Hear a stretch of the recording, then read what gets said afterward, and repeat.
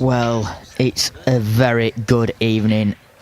We are live from Spots and Stripes in Redhill. This is the Tier 1 final. It's Tom Staveley v Michael Hope. Joining alongside me, it's Dave Hawkin. Good afternoon, Dave. Good evening, sir. Good evening. Should be a cracker, this one. It's a rerun of the last 16 main event match. Michael won that one 9-4, but don't let that fool you. I think this is a 50-50 call. Yeah, it's going to be interesting to see how Michael calls this one. He's only just got into 9-ball. You know, he's fired away into a final in his first GB9. Yeah, it's one of those things. He's obviously got a very good background in Q Sports. He's got great fundamentals, and I think that stands him in good stead. Obviously, he's probably got bits to learn in terms of the nuances of the game, kicking and shot selection maybe here and there. But those fundamentals and his plotting ability, it can take you a long way at this sport, you know, and he's got that in abundance. I've been a victim of it myself this week, so I know all about it. So just look at Tom's first practice rack. It's how things operate here. You get one practice rack each, about 2 minutes, whichever one comes first, really. Yeah. He does stand behind us. You can feel his presence. So I think he's getting the vibe that he's quite excited for this. Yeah, he should be. It's a great achievement. I mean, Tier 1 finals don't grow on trees, you know. You've got to beat some good players along the way. You've got to play some great stuff and hold yourself together in some tight moments, and he's done all of that so far, and he's thoroughly deserved his opportunity here.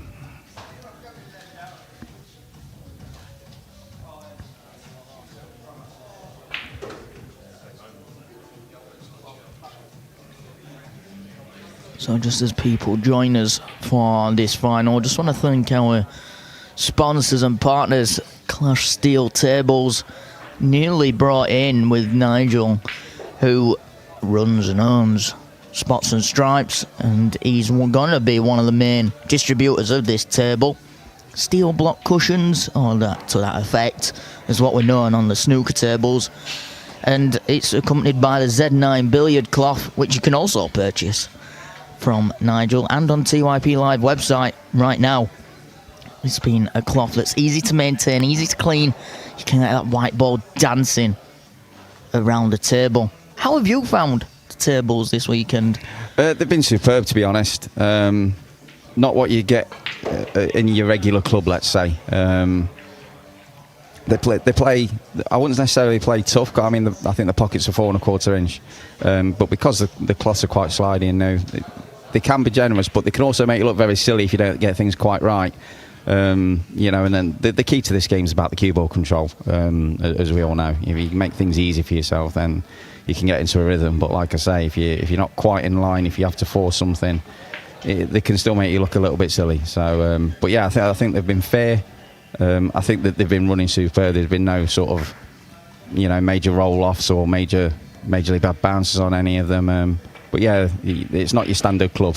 Let's put it this way. I mean, it's absolutely outstanding. And every credit to Nigel, the owner, and the staff for the upkeep of everything.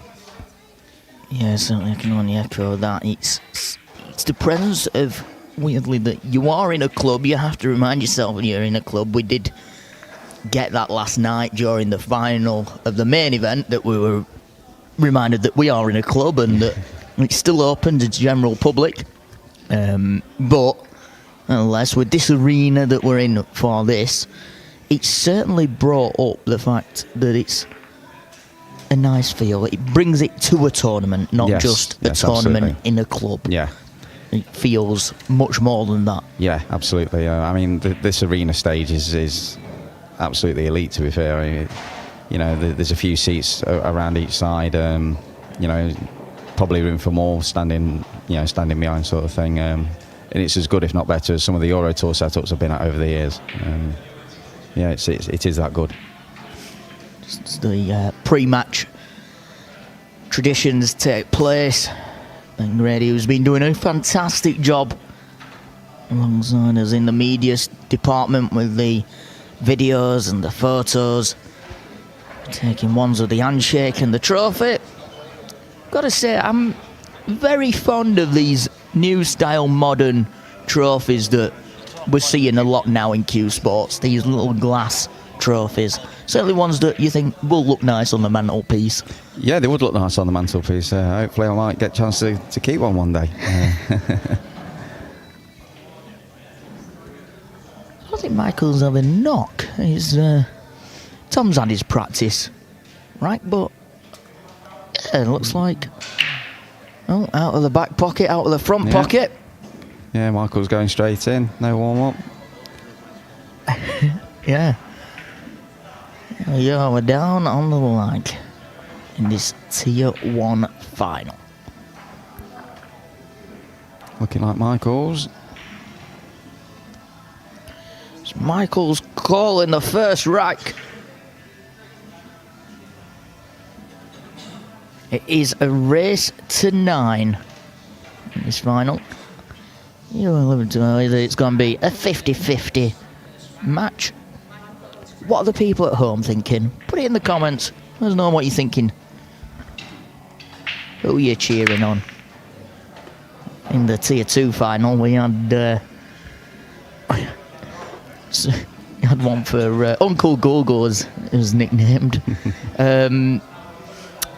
By winning, he's had to treat his family to a Nando's.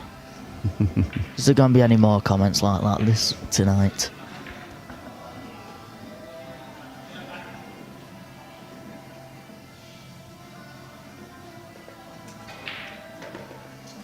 Yeah, wow. I thought that might have been on. He got down and played that a little quick without looking. I was about to call if he goes for the pot here, he could be close to the scratch.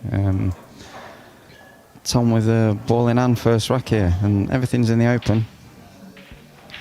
Yeah, it was a very strong break in the first there, and saying the 2 and scratch, it was always on. I think sometimes you have to remember how slidey these pockets can play, and the cushions don't always save you. Yeah, it did sort of look very, very close, even not taking that into account.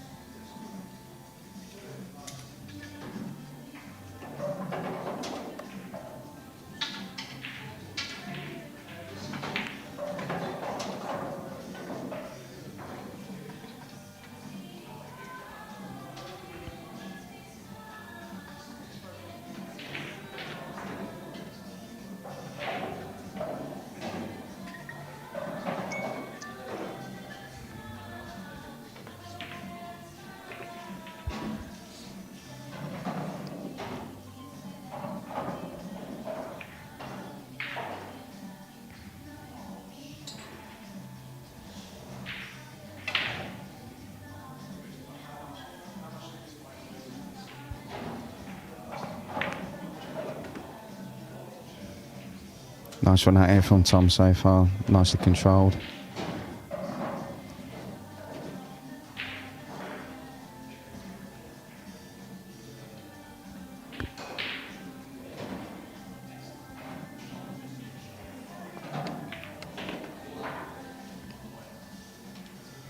Yeah, very nicely done by Tom.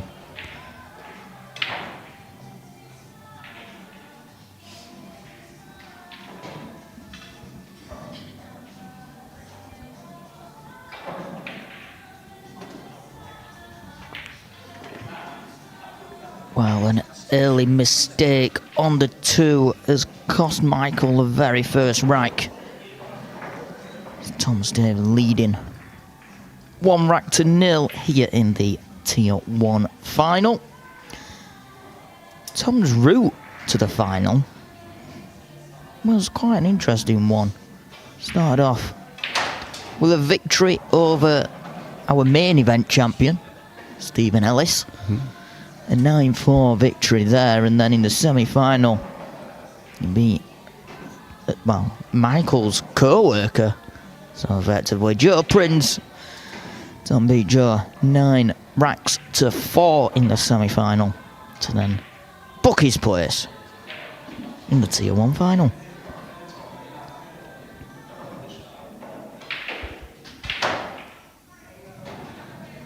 Yeah, it's not an easy route to, you know, obviously the Tier 1, it's top heavy with really good players anyway. But yeah, the main event champion, and Joe Prince is a very, very dangerous player, very talented. And he's beaten both convincingly on the scorecards there, 9-4, 9-4. So, you know, he's obviously, you know, finding his form really well, and very strong breaker, Tom. Excellent fundamentals, got good cue power. Usually sets up a lot of chances with this break.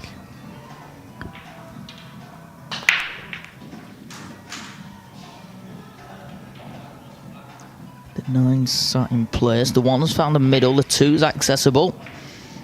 Good chance here. You just got to get top side of that 3. If you can find a route round, play the 3 into the left side, and it should be plain sailing from there, really, if you can do that.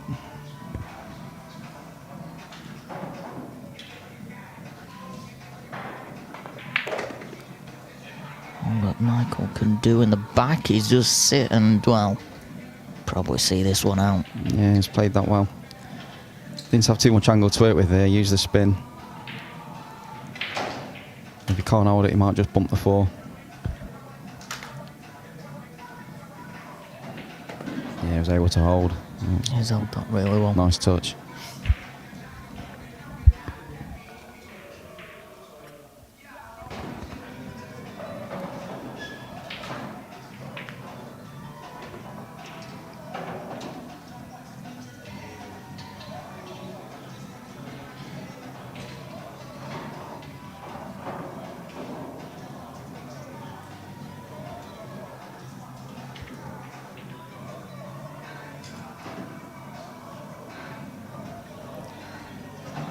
How far up to this 6 are you looking to Possibly go? just past from where he is now. Not too far. He needs plenty of angle to come back down from the 7. Yeah. He's got a nice simple up and down shot. Centre table. Yeah, about where he's pointing here. About the blue spot, as we'd call it in this country. Referring to like the snooker spots.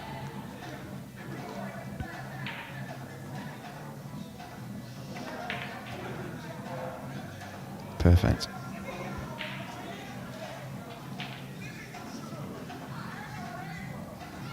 Spin it around 2. Again, similar position to where it is now, if you can.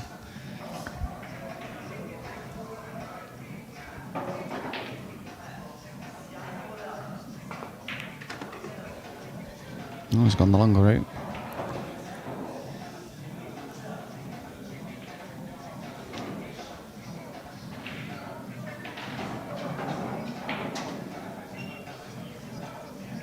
Tough shot here now.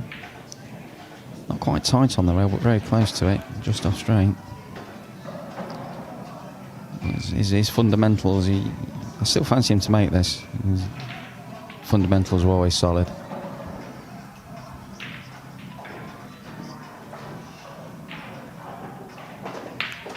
Yeah, nice shot there from Tom.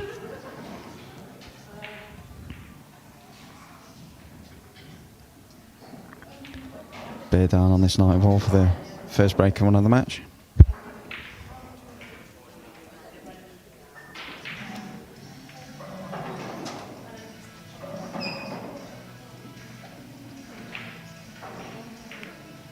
Yeah, very well done, Tom. Nice finish that. Doubles the lead to 2 now.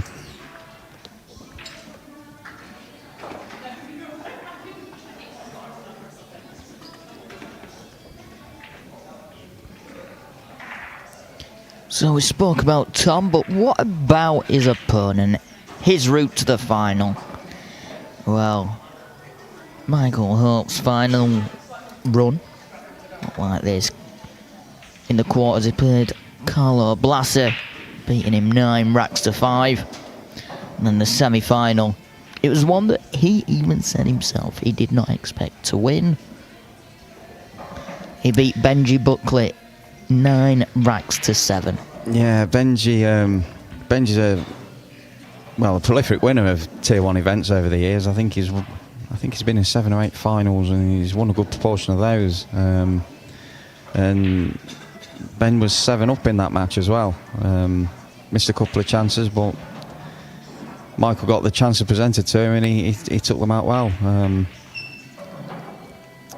So yeah, he's, like I say, he's earned his spot here, beating the players he has. So he could do with getting this one on the board, I think, on his break. Doesn't want Tom to get too far in front.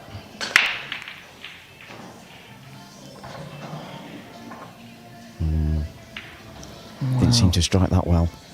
It's come off dry, and obviously an easy opening here at the 1-2. 3 goes top left. It's just a 4. Yeah, the 4. I don't think the 4 goes to the corner. I mean, you could play the combo on the 3. Could play the 3-8 into the top right. But again, he might have to play another combo on the 4-5 as well once he's negotiated that. But we'll see. There's a few shots to go before then.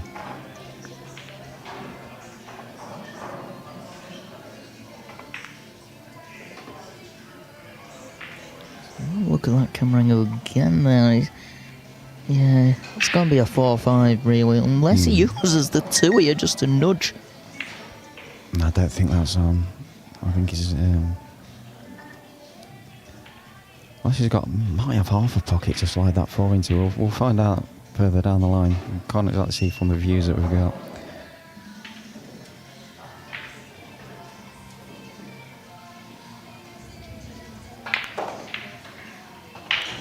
Well, that is some cue ball action. It's unlucky that. Obviously wants to avoid playing that combo on the 3-8 into the top right. Decided to try and come around it and just flick the 8 on his way through, and now he's hooked himself.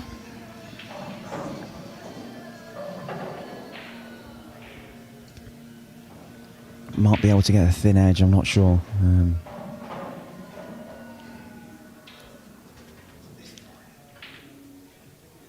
Just play it with side and come round now. He's just kind of dumping it really, but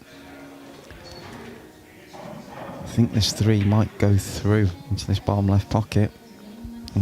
Michael's just checking the 4 now, see what to do with the 4. Yeah, we're not picking anything up with that angle really, but from experience with the camera angles, it certainly looks like it does. With the slight angle he's got on the 3, he might be able to, if he gets right in behind the 4, he might be able to just pinch the pocket slightly and just slide it in.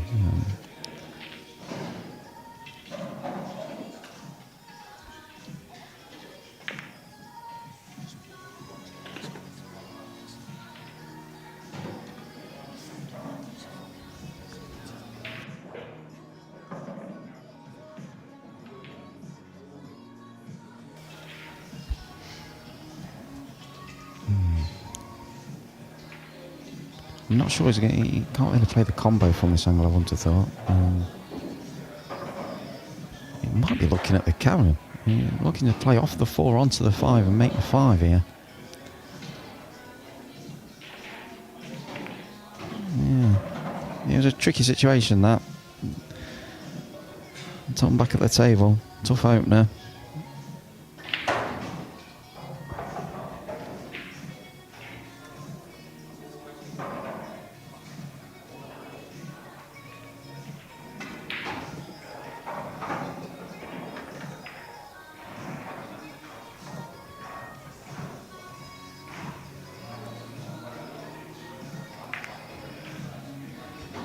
Tracking well.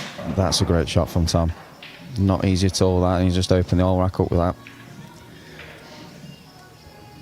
It was all or nothing on that shot for this rack as well. He'd been leaving the 4 if he had stayed up.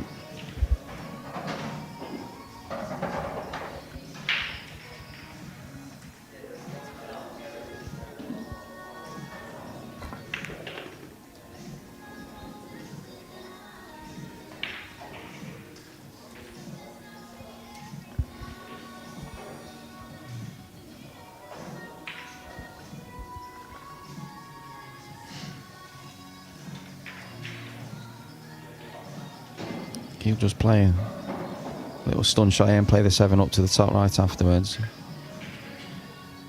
Going into the line as a shot for the 8 ball. On the stretch a little bit, even with his extensions on the stretch a little bit. He doesn't want to try and do too much here.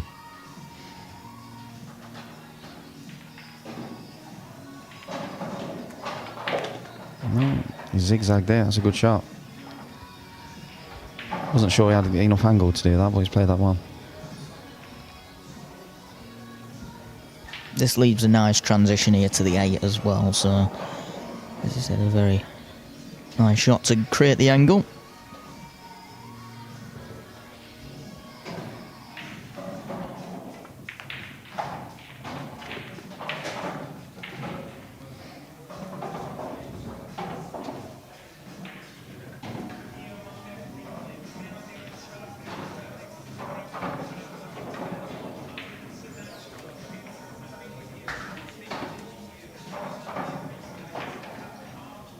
Oh, didn't expect that there. Now here's the opportunity that Michael's needed just to get one on the board.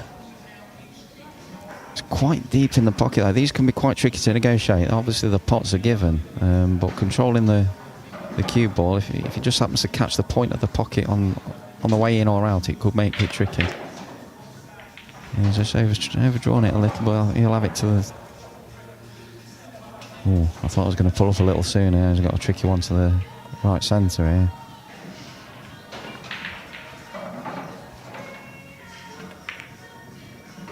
Oh, just goes in. With it hitting the near jaw first, I thought that was staying out, but yep. In it crept. He needed that one, Michael, really. Just to get on the board, might settle him down.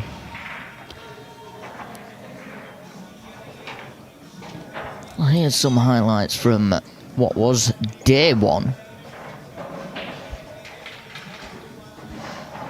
See who you can spot on here.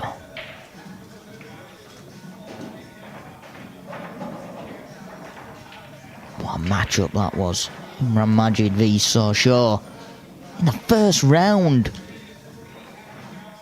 of the main event. Yeah, that was a tough first round draw. That was a could conceivably be, very, very deep match in any tournament. That.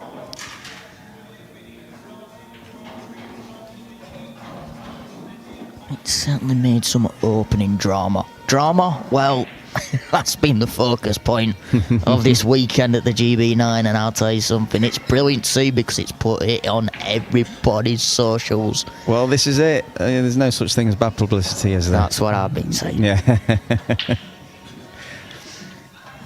I've even had people that just follow what I do at each event and whatever, and even Dave said, oh, that's an interesting one. Oh, yeah. That's been a... Yeah.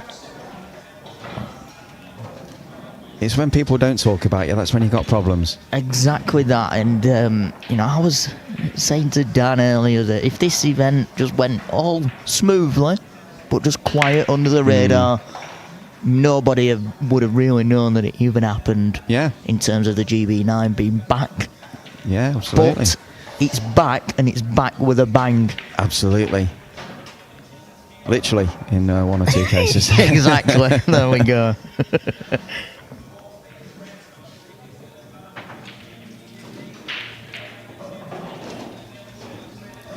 Push out situation here probably for Tom. It's always a bit of a tightrope, the push out. It's one of the aspects of the game that kind of separate the levels, the elite players and their knowledge and almost their ability to outthink an opponent. Tom's got a lot of knowledge, and you'd favour him to come up with the right shot here. And it's an interesting one, really. Obviously, I know what the push-out rule is all about, but what are you trying to do and make your opponent think about when you're almost trying to... It's kind of hard to point to where you're almost trying to give your opponent a shot that he or they don't fancy that you do. Yes. You don't want to make it too tough.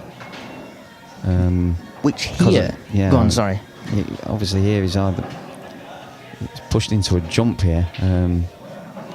Now this, I don't know if he's going to try and go for the bank here, jump bank. There's some shot if he pulls this off. The action replay system is ready. Yeah, he's again, he's a very accomplished jumper, Tom. He's solid in all aspects of the game, Tom. He's a superb player. But yeah, this might be a highlight reel shot if he nails this. If this manages to bank it, pretty much stop the ball there. He's got a shot on the 3. But there's so many aspects. He has to get the perfect contact on the 2 ball for that to happen. Really tough shot he's giving himself here.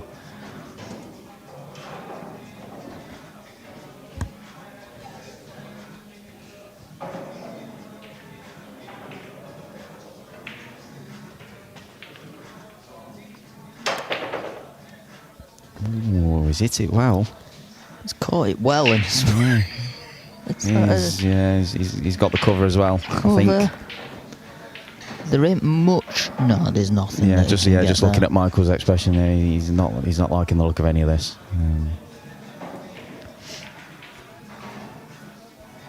And there ain't much to go at there, is there? Not really.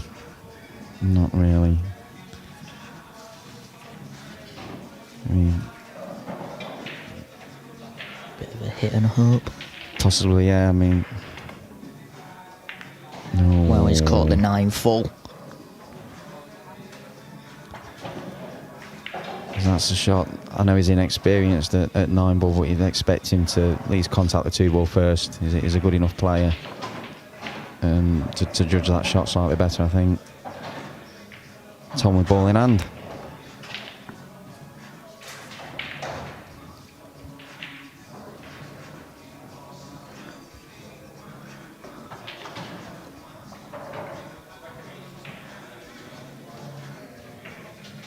Doesn't need to do too much here with the 3 ball, I don't think.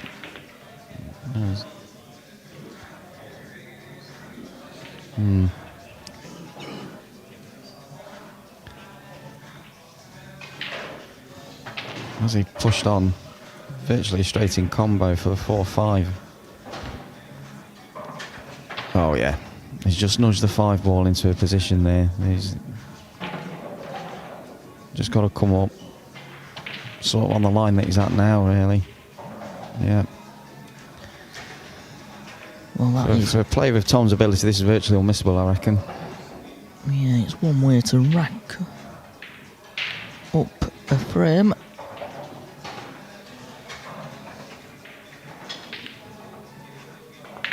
Yeah. And there it is. It's Tom leading 3 racks to 1 in this Tier 1 final, live from the Spots and Stripes in Reddell.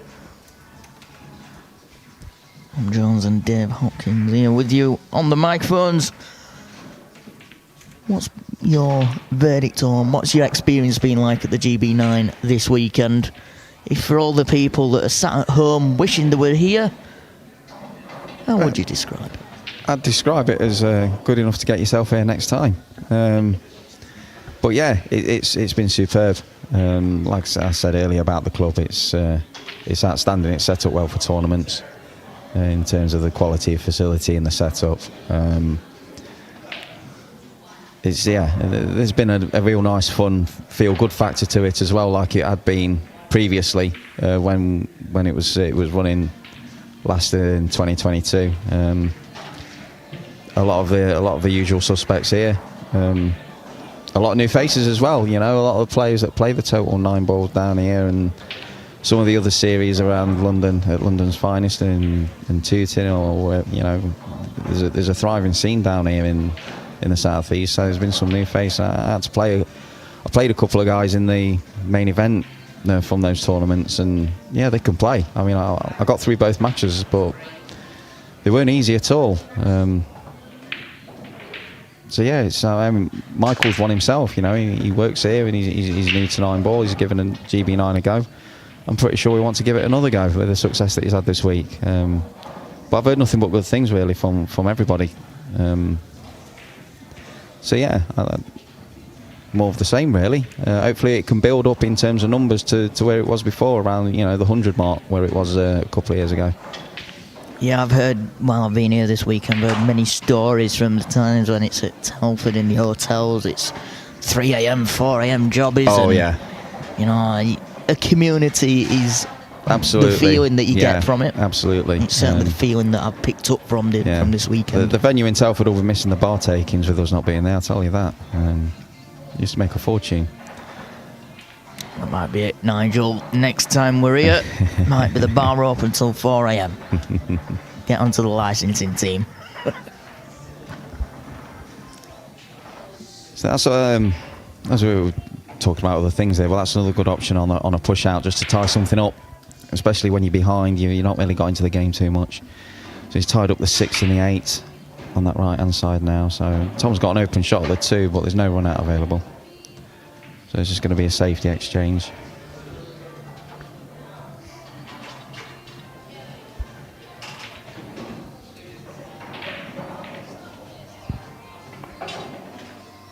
Always tried to spin it in, and he has as well. Wow. Well, I'm going to have to stop calling shots here because I don't think I've called one right so far. Maybe that's why I'm sat here.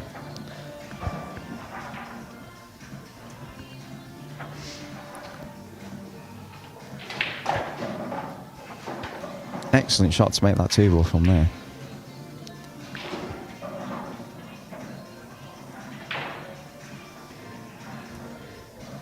Yeah, just caught it. Sort of half ball, half cushion. Plenty of right hand side just to get the 2 to hold against the cushion. Brilliant shot.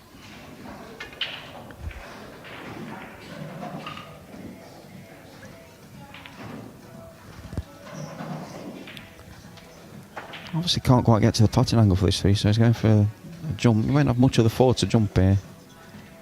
It's quite a steep jump.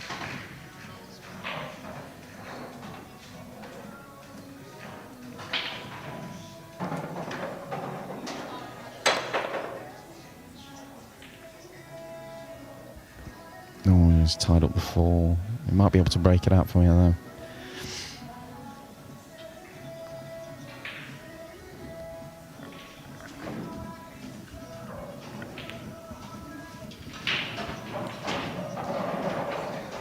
Well, we didn't seem to be getting much feedback in terms of what people's opinions were going to be on the scores, so we'll try it again now there's a few more people watching.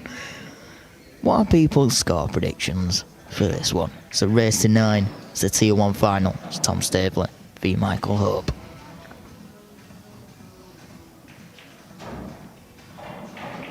Be interested to see how he navigates the 6-ball. He might be able to sort of always miscued. Oh dear. Game was a bit of a hurried action there. Maybe a bit of nerves, maybe a bit of adrenaline in there. Didn't hit it smooth, that led to the miscue. Now he's got to try and find a safety here.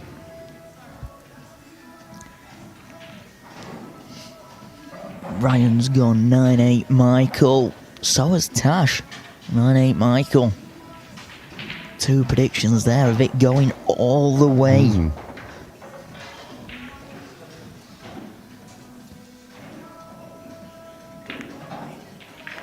Still for a 3-ball combo, a bit of a safety, bit of a... Yeah, I think there was merit in rolling it up there and just sort of dumping it, because I don't think there'd have been a combo on. But he's left the combo now. The combo, it's not a given, but I think if he'd have just rolled it up and sort of dumped it up there, I don't think the combo would have been on. But now he's opened them up a little bit, there's a better chance of it. Looking there, it looks like the 5's nicely presented to the 8, really. Yeah. What was still got to hit this well. I think the 5 needs to come slightly away from the cushion to make the 8. Like that, yeah, that's a good shot. Just a case of where does the cue ball land? 5 out. Oh, where's the cue ball? Yeah, he's got a shot. So it's a tough one, but he's got a shot. Well, if it's anything like the 2 that he got earlier in the rack, then this is a gimme.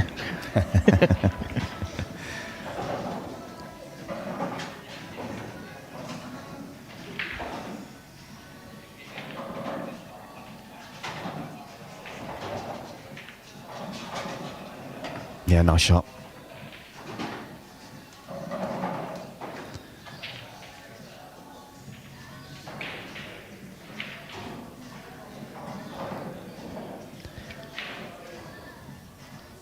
Just stun this across, play the 7 to the right centre.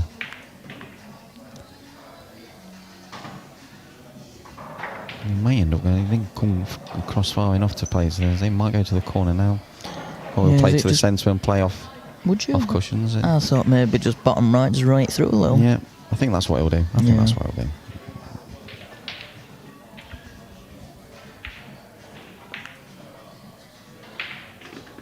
Wobbled a little bit. Oh, that was... Any firmer, that would have stayed out. Yes, it was. He played it at a good pace. Gave it every chance.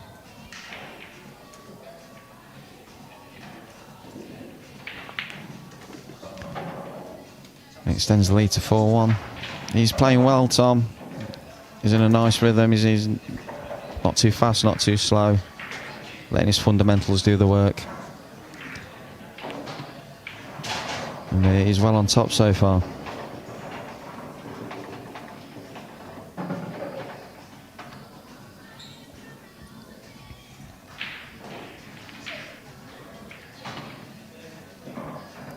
Looks to be playing himself into a good shape for the European Open next week in Sarajevo. He's a new WNT pro this season, so he's straight into all the majors. And he's had some good results at these majors before. I think he beat Bijsterbosch at one last year, Mark Bijsterbosch. I think either last year or the year before. He's done well. He's had runs to the last 64 at the UK Open before. So an informed Tom Staveley could be dangerous to a lot of players.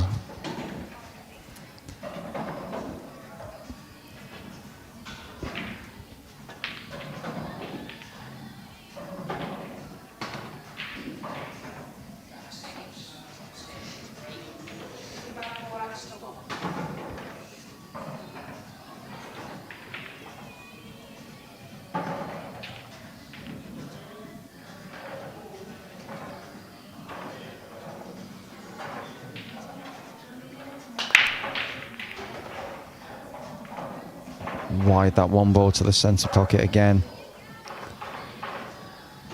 He's nicely on the 2.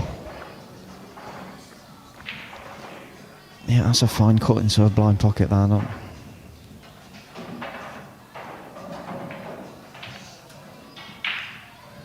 I was going to say it was straight down to that, but then he had another look. Just having a think. I think he goes for it because he's got almost a natural position to come round for the 3. Yeah. If he can pick that gap between the 3 and the 6.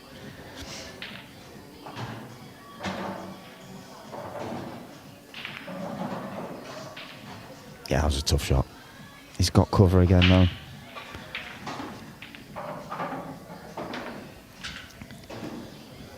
Michael's going for the jump cue.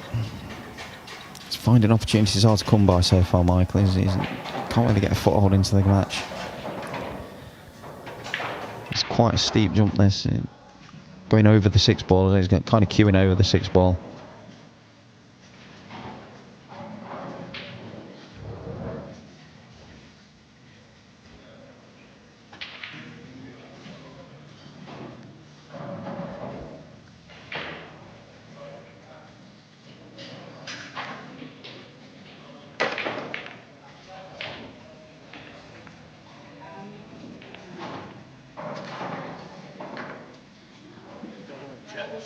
Yeah. Well, just mute while we're just checking this one.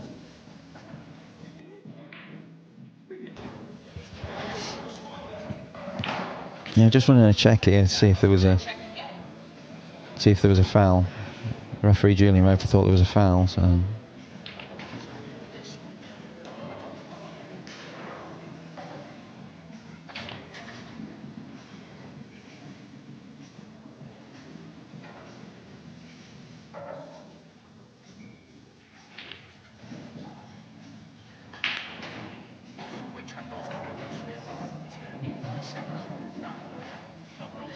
Not quite sure where the foul would have been.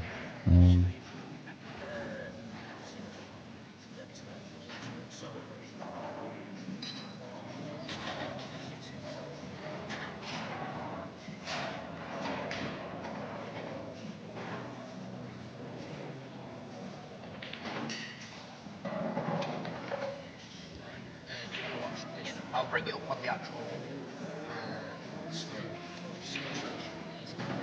Yeah, the 8-ball moved.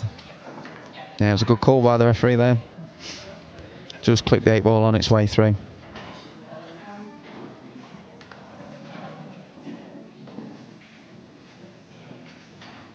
Eagle Eye Julian over there on the case.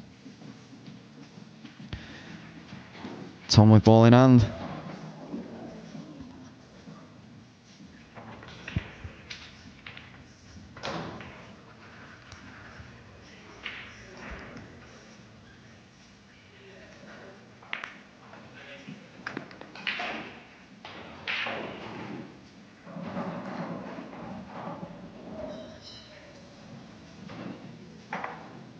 Slightly over one from Tom there. Still okay, but probably a ball width further than he ideally would have liked.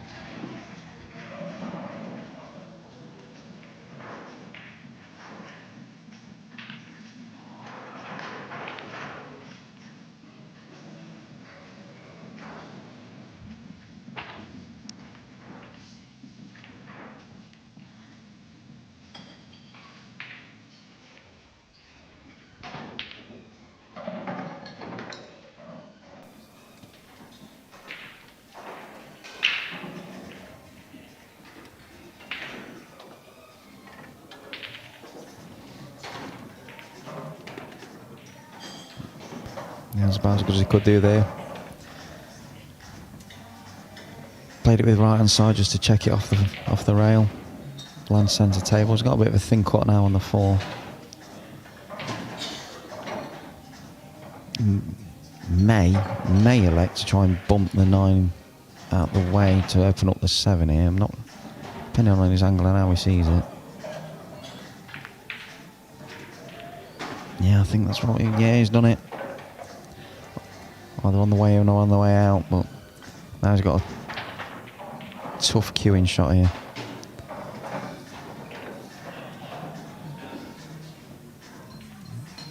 But his technique looks really on point tonight. As tough as this is, I kind of fancy him to make this. He's hitting the ball really, really well.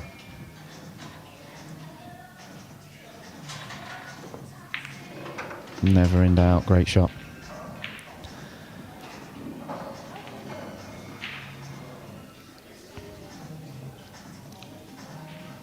Can just play this on top and left hand side. Just needs to stay sort of on this right hand side of the table to make sure he's got a clear shot at the 7 to the top right. So play this with top left spin.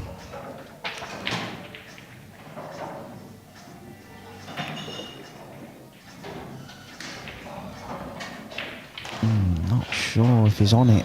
I think he's overcooked it slightly. In terms of potter, he can hit it. I don't know if he can potter. He might need to swerve it slightly.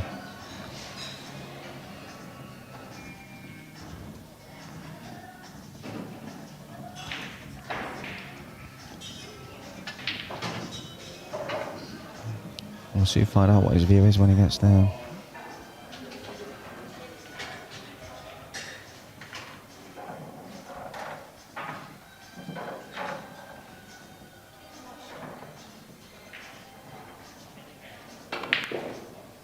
Just was okay. You can see a lot of spin on the ball, the left hand side. He used that to just throw the 7 in a little bit.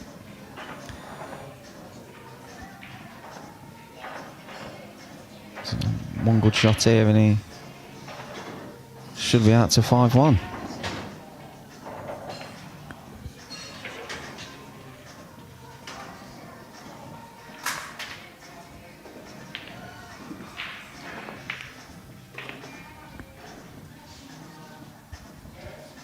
He's navigated around that 9 absolutely beautifully. Unlucky to fall on the cushion though. Yeah, still favour him to put this away.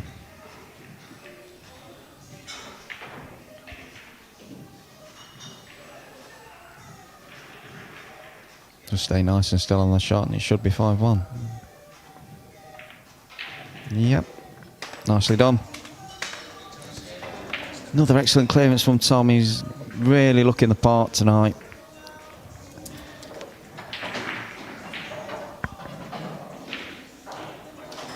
That was what led to the foul.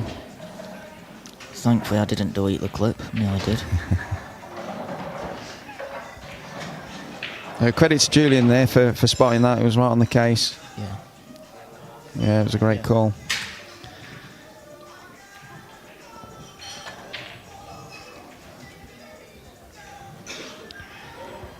Developed into an excellent official, Julian. He's been doing it a while now and does a lot of travelling, does a lot of the matchroom events, and again earned his opportunities.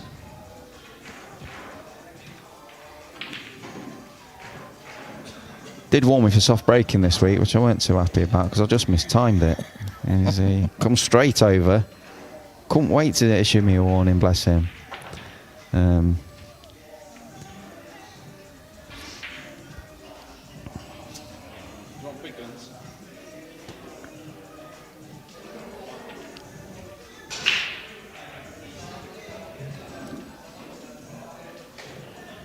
Needless to say, I didn't do it again.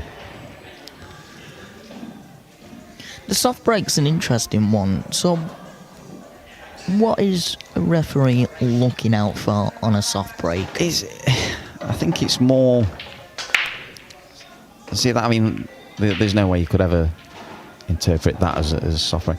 I think it's all at the referee's discretion, really. I mean, like I say, I got a little bit of a warning. I just mistimed it. It just didn't travel far, didn't split well. Yeah. But it's all about how the player approaches it and how the player sort of tries to. Well, that's a great pot. Not too much on the three though. But again, it's trying to stop sort of leaving the balls close together, so you got tapping clearances really. And again, it's all at the referee's interpretation and discretion, you know. Because this matchroom box break does rely a lot on timing as well as power, really. Michael's gone for the 3-9. He's felt safe. Really not left anything. Yeah, there was never any telling where the 3 or the 9 was going to end up off that if it didn't go in. But he got a decent cue ball. I think he was looking to have an element of safety to it.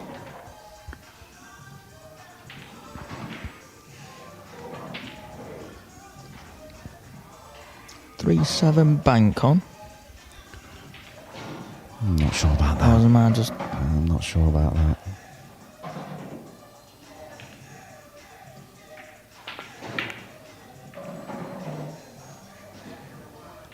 I think he might have gone for it, you know. It were on. Yeah, it was on. There was too many variables there, really, where the 3 was going, where the cue ball was going. But, you know, you're 5-1 up, you're playing well. It's kind of one of them shot where you're in that position where you can go for it. Yeah. But nice wall of balls for the safety there, almost unmissable safety for Michael.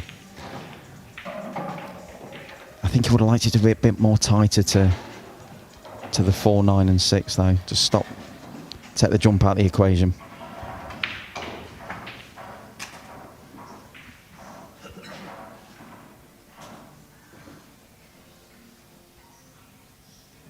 it's going to be a up and over free kick.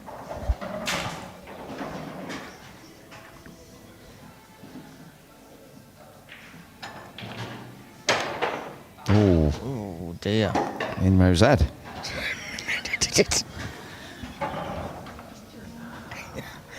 That's just gone over at crossbar. Up to Rose Ed. There's a fan out there happy to have the match ball. It is always a little risk when you're playing sort of cross table. There's not as much room for manoeuvre on a jump shot. If you get your power settings slightly wrong, it can bounce off quite easily.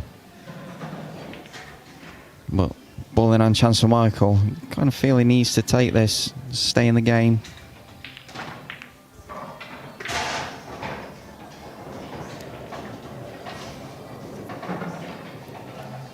Try and get somewhere centre table for the 5 ball. He's got to get down to the 6. That's the key to the rack. Get a good position on the 5 to come down to the 6. It's below the 9.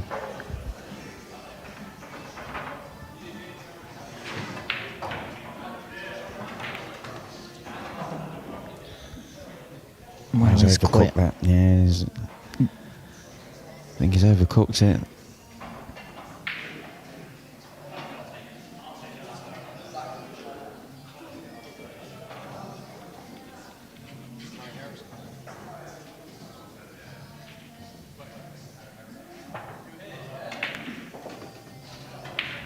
He's gone for a spectacular.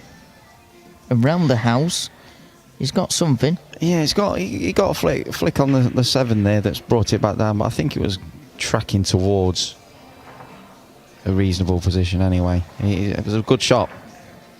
Playing a shot into blind pocket with running size is never easy.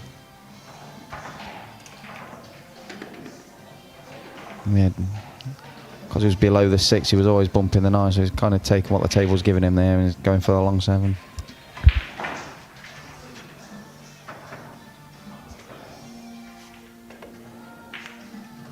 Yeah, lovely pot. Oh, he's bumped the 8 and he's... Now he's got a tricky situation here. You just have to commit to it, don't you? Yeah, I think he's got to try and make something happen here, commit to it, and played it well. Nice shot. Fairly straight 3/4 length 9 ball now. Should be elementary for Michael. Yeah, done well there. It's good out.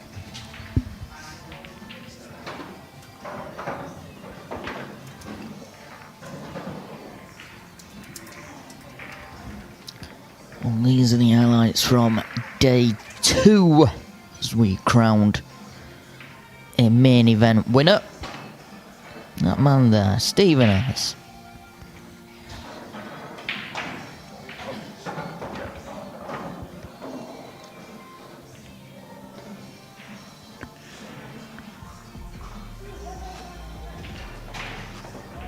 That was the victory dance, the handshake prior.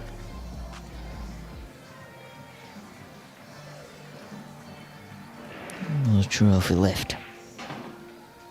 What a weekend it's been here at the GB9 Tour Event 1.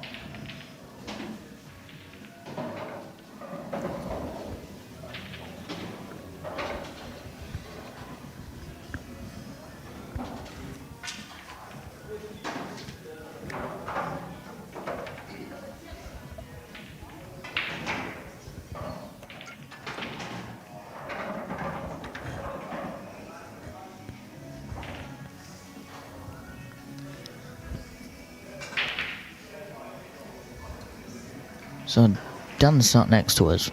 He's commented saying Dangerous Dave. Dangerous to myself, I think, more than anyone else.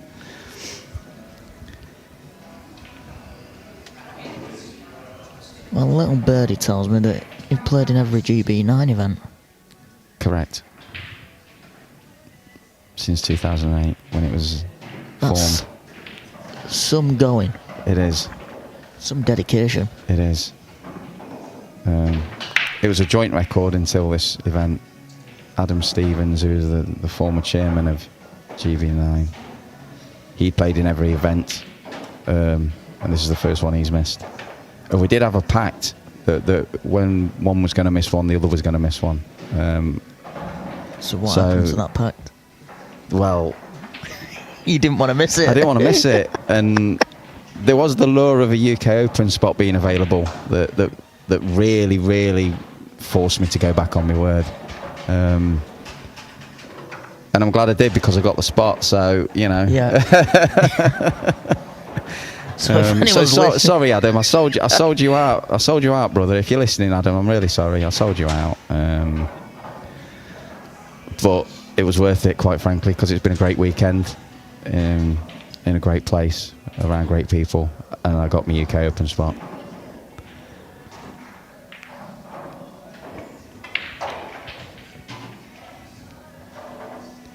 You watch someone blindside me now, and now I have to miss the next one, and my record will be over. And now that we've given it the big one on the on the air. That's going to be. The next one's planned for July. Yeah, I've got to try and negotiate that at work, I think, because I think my boss is off, so I've kind of got to sneak it on the calendar and hope that it's all right. Oh dear. Because I think it was a date change. That's a good shot for Michael. Anyway, back to business. He's got to negotiate this the three course length 3, and then 4's blocked off by the 8 into the top left, so he'll have to play a combo and then potentially another combo on the 5-6. It's combos galore.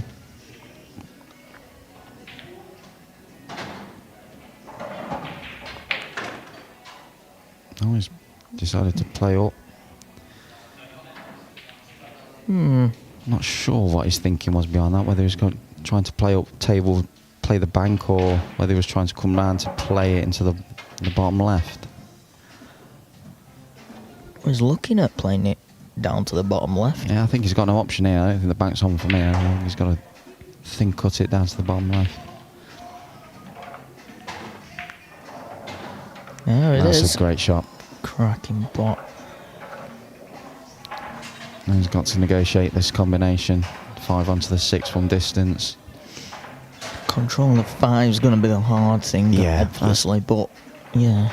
You're controlling 3 elements of the shot on a combo. You've got to control the ball you're trying to pocket, the ball you're hitting, and the cue ball.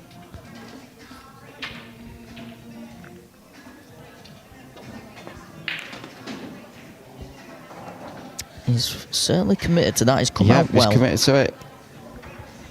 He's got pretty much perfect angle to drift across to the 7. Maybe 1 and a bit times across just to leave some angle to get up for the 8. Oh, he's took his eye off the pot. He's got cover, but I think there's a easy rail first. He'll just come off this bottom rail first. He can play it round for the 7.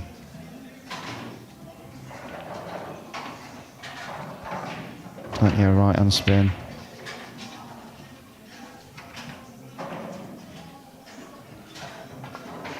Yep. He may have overdone this. It's certainly travelling. I think he's pulled up soon enough for him to play the thin cut down the rail.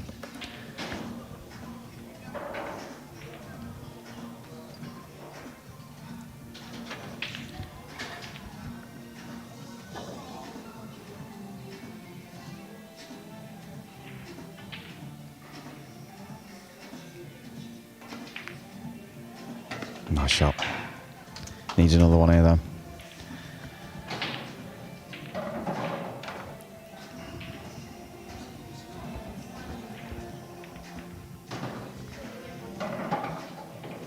Two options. You can stun it and well, I think that's what he's going to do. He's going to sort of stun it down, bounce it just above the right centre.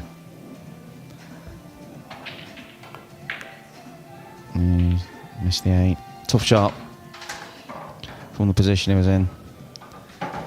Never easy when the object ball's that tight to the rail to play it like that. Golden opportunities for Michael to make it 5-3.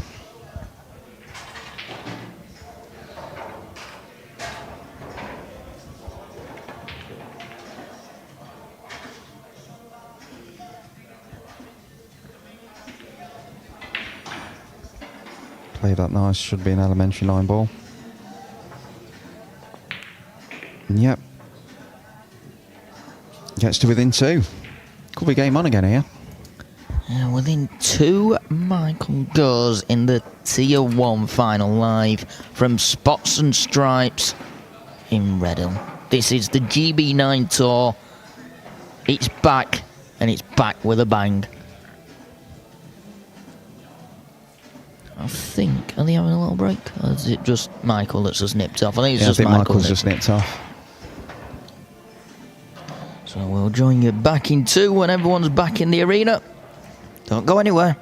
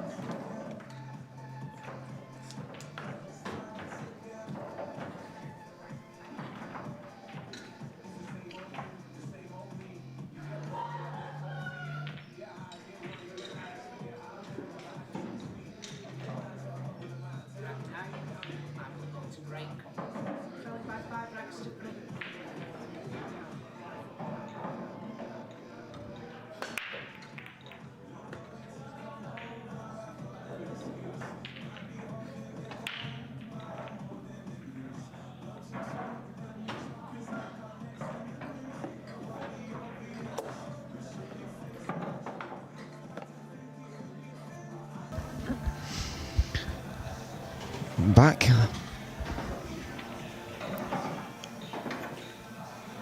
Michael with a good break there, leaving himself along 2. It's a nice pop, but he's just stunned himself in behind the 7.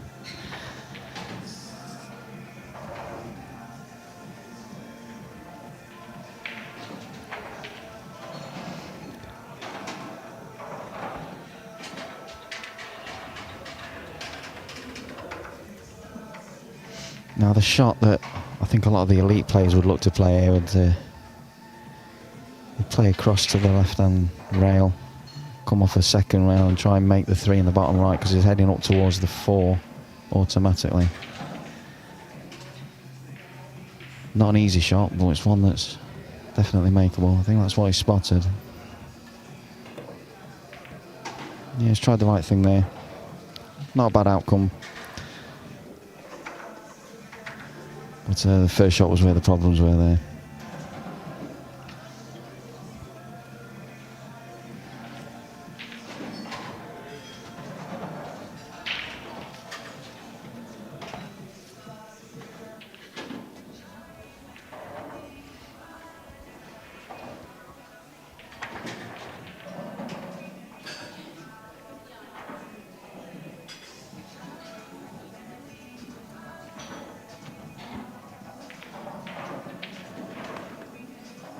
Oh, nice shot from Tom. Nice to control the thin pot into the bottom left. No, rack's open for him. Draw it slightly. There you go.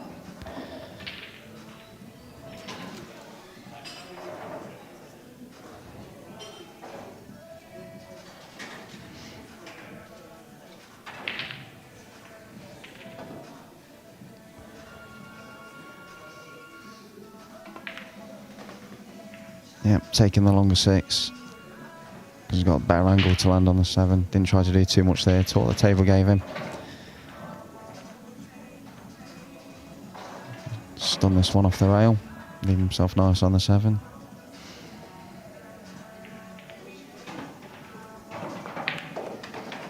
Oh, caught that little fat. Caught it on the thick side, that's why he's not got the action on the cue ball. Now he's snookered behind the 9 to get to the 7.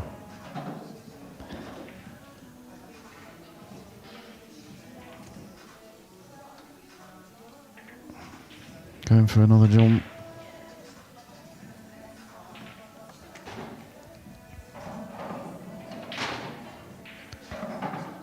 Tough to judge when you've got quite a long distance between the cue ball and the blocking ball. It's got to come down quite quick to make the good contact on the 7.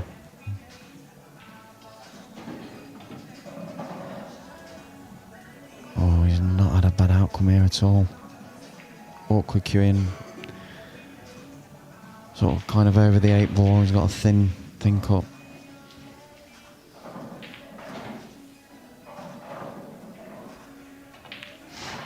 No, he's not queuing over it as much as I thought he would be. Still makes it... Slight obstruction still makes it slightly awkward, but you just concentrate on the putt air. Natural path of the cue ball will bring him in line with the 8.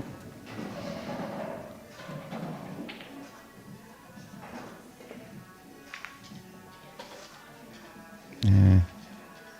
Not easy.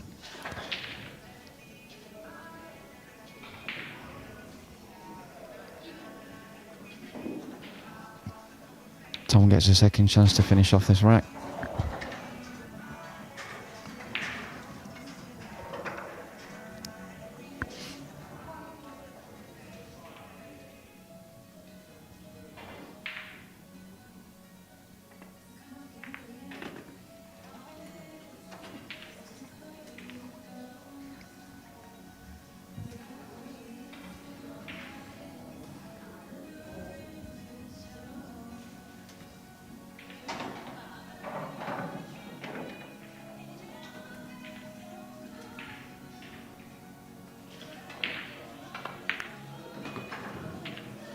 Yeah, nicely controlled shot there. Elementary 9. To go 6-3.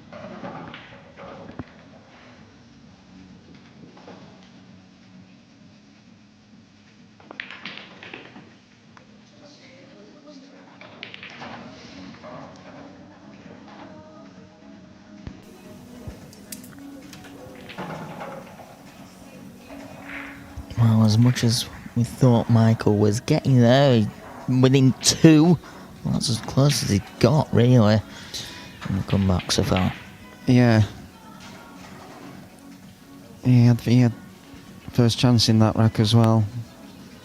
Just stunned himself in behind the 7 on the 3 ball. It was a good opening pot, just didn't quite get the control right.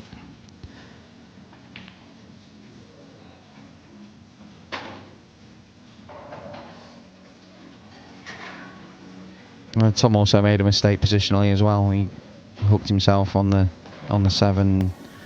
Slightly fortunate to leave Michael so awkward on the next chance. But then again, when you're playing well, you do get these kind of little nudges, little, I don't want to say rolls as such, but you know, you sort of leave things a little bit awkward when it could have been left easier. You know, it's weird how that happens. Yeah, it is. The rub of the green, as we used to call it, but yeah, rub of the grey nowadays. Well, yeah, it's rub of the grey across most English 8 ball and American ball. Rub of the grey. Don't quite have the same. Not quite the same ring to it now. Ring to it. So 10th rack of this Tier 1 final. It's Tom Staveley to break. The 1 will be tracking towards the middle. The right middle.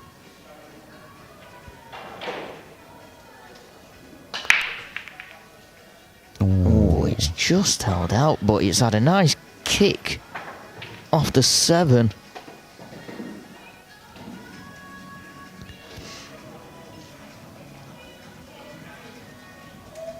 That doesn't leave much. No. For Michael. He's got a push-out situation here, but the two balls already kind of tied up. There's no sort of real immediate threat of a run out if he gets this wrong. Obviously, the 2 and the 6 could be made into a combo, but I think that all he's got here, is just ask the question, push it into the corner, and engage in a safety exchange. And I mean, Tom could go for this, but there's no value to it really.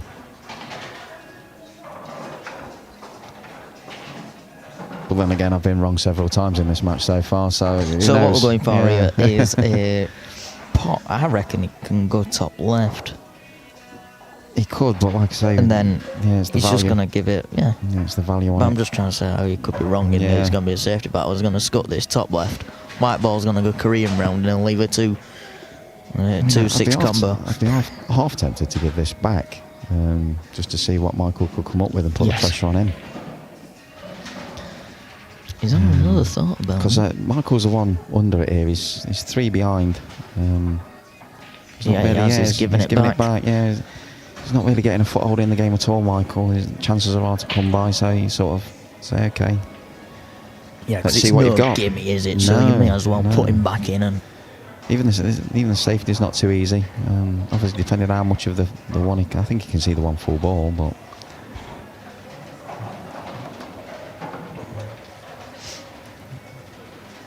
The one safety is to sort of come off the one thin, push it over towards the 8 and come back down this side, but he's gone for... I think he's tried to spin behind the 8 there. I'm not sure that was the shot at all. One ball's landed semi-awkward, and that's just a case of what does he do with the 1 in order to decide what he's going to do with the 2.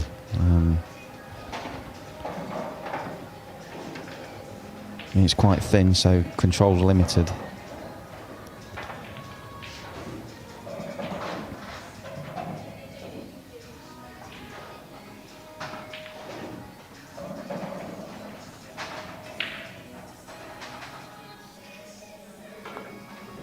I just missed it altogether. Missed it.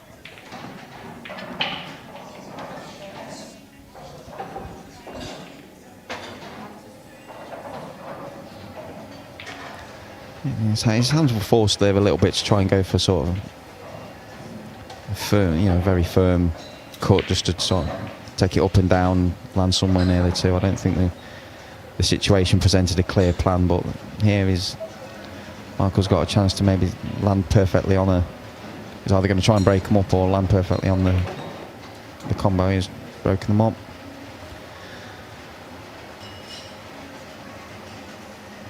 Now I'm right in line with this shot towards that right centre, and there's no pocket to aim at really. He's got to play safe here, I'd say. It's a very, very awkward shot if he goes for the pot. No, gone safe. Right call.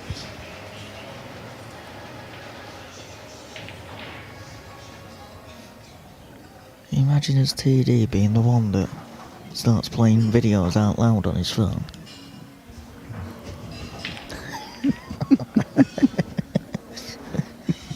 Just because his job's done.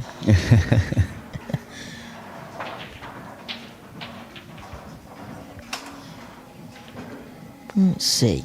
Since he's come and sat back down after packing everything in there, might see if Dan wants to join you for a bit. No.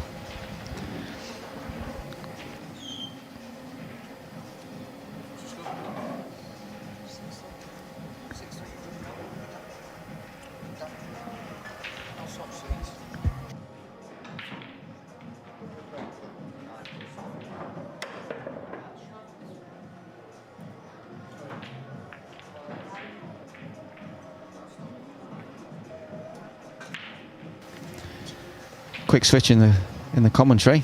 I'm joined by the big cheese of GB9, Dan Su, the Soul Destroyer himself. Yeah, I'm a bit cheesy, but anyway, enough of that. It's really don't know why either. I do apologise. I missed the last shot because we were sort of it was a foul. Reshuffling here. Yeah. So thanks for this dangerous, Dave. Pleasure. It's obviously Well, really, really, really bright prospect here in Michael Hope. Mm-hmm. And of course, Tom Staveley's got a lot of experience. And in my opinion, when he's on his game, he's not many people in the world that could beat him. Well, he's beaten world class before, more than one occasion. I mentioned earlier in comms he beat Mark Bijsterbosch at one of the Matchroom. I can't remember which one it was now. Might have been the US Open. But yeah, he's beaten others as well along the way. You know. Yeah, but this lad Michael Hope. But he's definitely got the what you'd say is the raw materials to become a very, very accomplished 9-ball player after switching from English 8-ball. Well, that's incredible. He's only been playing this for 4 months. Yeah. Tell you what, the last game I commentated on was the Tier 2 event. Mm-hmm. That went on a bit. Would have gone on longer if I'd been involved. Yeah, it's not easy. Well, you know, obviously Tier 2 players, they're not used to the centre stage. Frankly, the cameras are on. You become very self-conscious and very, very aware of your environment. You know, like I said, the Tier 2 players, they're just not used to the limelight. And it can play havoc with your nerves, it can play havoc with your thought processes, your heads can scramble, you know, so I'm sure there was a few balls missed that wouldn't normally be missed in that one. No, absolutely. I think it's something that's, if you're out of your comfort zone, mm-hmm.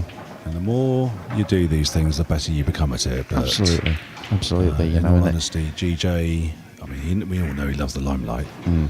We all know he'll do a dance at the Moscone.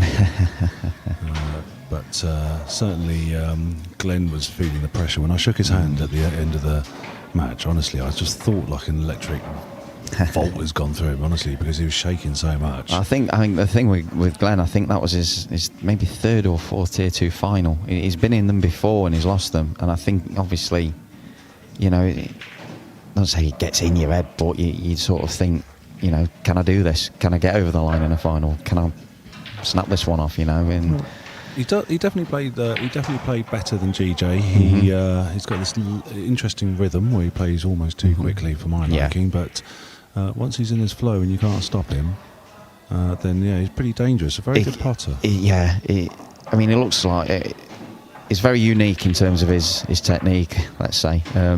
And he looks like he should never be able to pot a ball, but he can. And he can put them together quick if he finds that rhythm. I mean, there was one match, I believe, probably maybe 3 years ago or 4 years ago. He was 5-1 up on Mark Gray in a main event match. He was potting him off the lampshades against Mark Gray. He ended up losing the match, but that's what he can do. You know, and that's almost the beauty of 9-ball, because yes, good fundamentals do take you a long way. Especially the more and more the game's becoming more based on potting accuracy, you know, pockets are narrowing and whatnot. But you know, you don't have to be perfect. You can be unique. You can be your own player and do it your way. I was going to say, you've seen be me pretty play, good. haven't you? See me play. I'm certainly unique with my stance, my flying kung fu kick stance. But even someone as good as Benji Buckley. I mean, I've known Benji for years. I mean, his stance. He plays off a crouch stance. He sees the game his own way. He's a nightmare to play Scotch doubles with, because he sees the game a certain way and plays shots that you wouldn't necessarily expect to be orthodox, but it works for Ben. I mean, he's been tremendously successful, Ben, over the years. Yeah, dangerous competitor. You know, sure. he's another one who's new to the WNT pro ranks this year, and he thoroughly deserved. But he sees the game his own way and does it his own. You know. Yeah, I think it's really important that we get a lot of these players now kick on from this, because we need more British players competing at the very top. Yeah. And they're not competing at the very top. They've been offered WNT Pro contracts, which we're, as a community, we're delighted for. Absolutely. But you know, that hopefully is the motivation for them to kick on and do some serious damage, keep improving. And I'll say there's so many of those amateur players, it's just keeping their heads together and finding that consistency. They've got the game, but they need to get that consistency. Yeah, that's the thing about being amateur, consistency, you know, because unless you can practice consistently, unless you can travel consistently, unless you can, play tournaments consistently, your consistency won't happen. Consistency needs consistency to breed, and a bit of money as well in terms of sponsorship. of course. But that money comes from working for a lot of players, and that eats into your consistency in terms of your practice and everything. It's a chicken and egg situation, really. It certainly is. If only we had a federation. I'm not going down these roads. I'm not. didn't have this whole EPBF and WPA stuff that basically means we don't get a lick of that funding. Anyway, that's a different discussion for a different time. Michael's in here. Wow. And he was playing really well. Tom kicked off really nicely, actually. Started off. Michael's just hung on. He's had a couple of opportunities and almost out of nowhere, really. He could get within one here, and that'll put the pressure. It's really game on again. He's just got there. It's not too bad.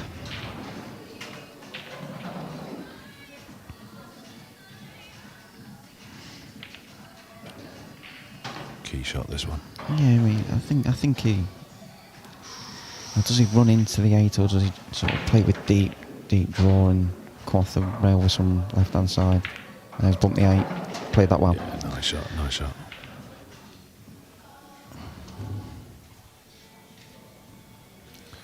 I wonder what Michael's going to be like in about a year's time.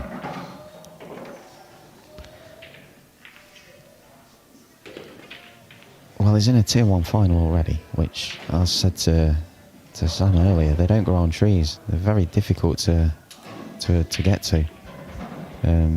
Because these Tier 1 events, and there's a history over the years of GB9, these Tier 1 events are so closely fought and so hard.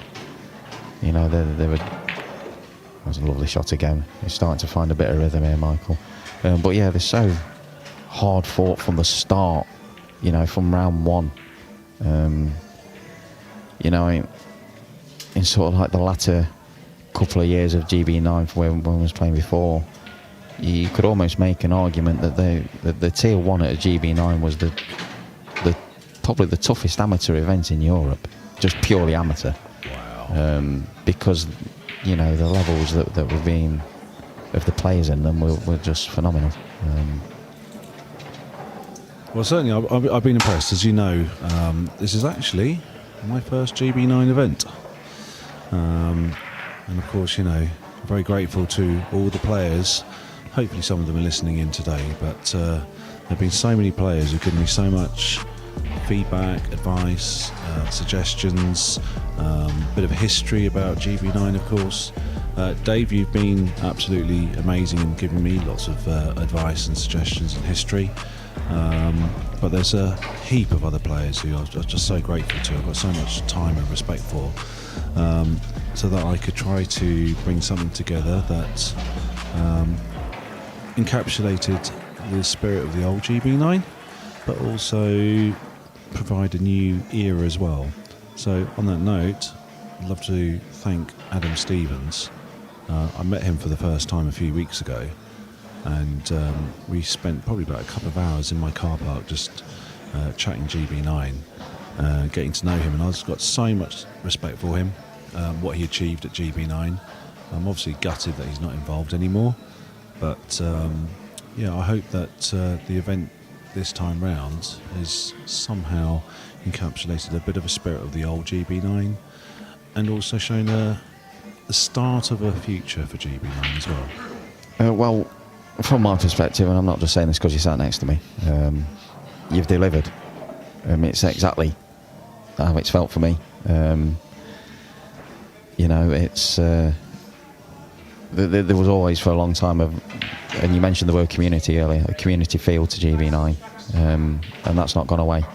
And hopefully the new players that have come for the first time, because I know there's a lot of players that have come down from having played in this club at Total 9 Balls that Phil Melbourne runs and various other series around London that have come in for the first time. Hopefully they've felt enough to think, well, yeah, this is something to be part of, something worthwhile, and hopefully they come again. Yeah, there's been really positive feedback. It just makes me really proud to be a part of this. But as I said, the journey's not over. There's a huge amount to come. Absolutely. Back to the action here, and looks like Tom didn't make the one ball on the break ball. Last ball rolling, I think it was the 8 ball went into the top right, and he's got a clear look at the one. What 2 to 3, tough to negotiate, and then 9's hanging over that pocket in the bottom right. You see, me being a bit of a chopper, I look at that one and I'd be absolutely breaking it. Awkward queuing. And obviously, sometimes I just watch some of the higher tier players and they make it look so easy. So let's see what Tom does here. Well, it's down to fundamentals. I mean, Tom's got... I fancy Tom makes this 95, 99 times out of 100 because he'll just play it soft, a nice soft stun. He won't overplay it. He'll just let the cue do the work, just let his technique do the work, stay nice and still.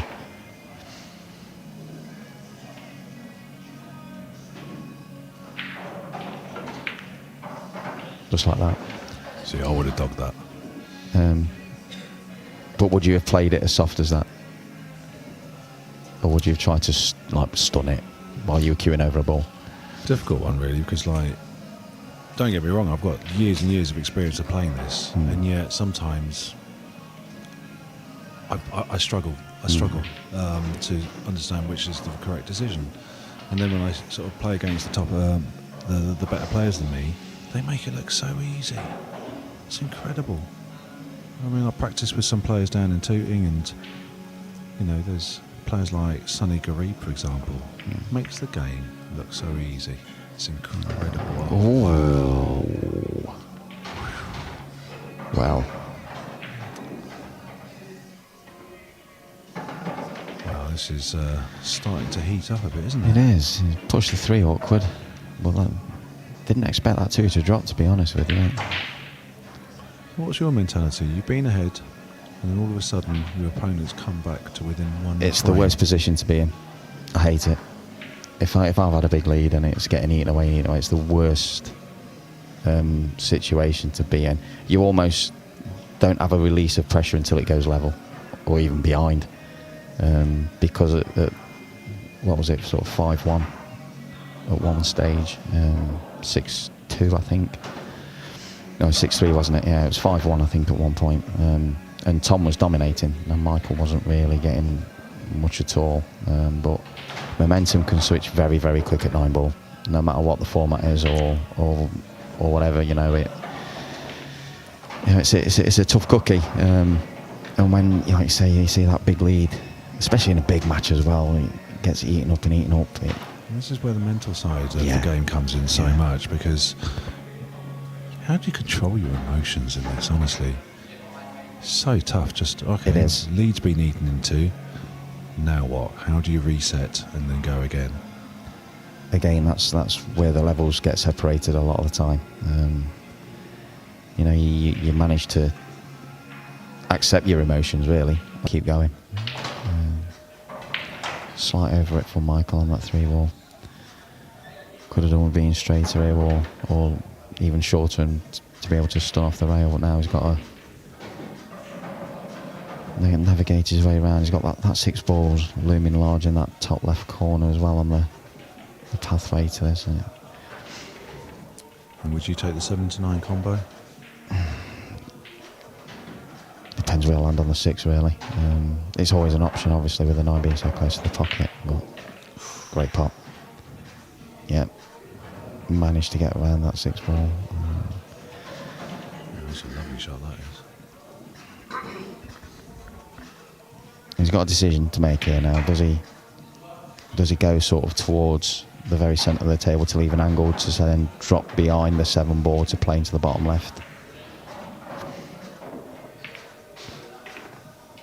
Or does he play it like that, where he lands that a little bit straighter, still enough an angle, and stun to play the 7-9?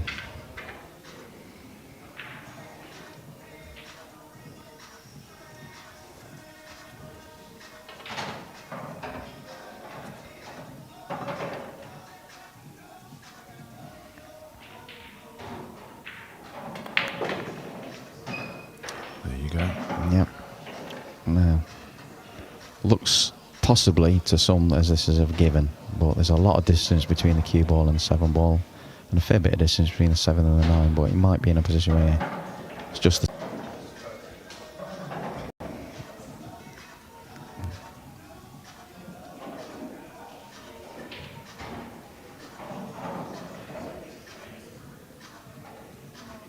Oh, he is on his tiptoes, isn't he? Especially when he goes up for that one ball, he's right on his tiptoes as old Julian, isn't he? We should get him a step. I was going to say, get him a beer crate from out the back.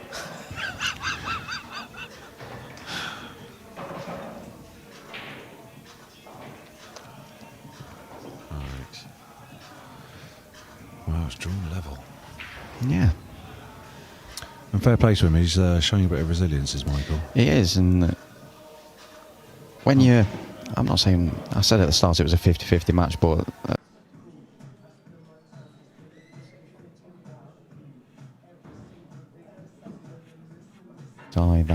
that could be on, but... Well,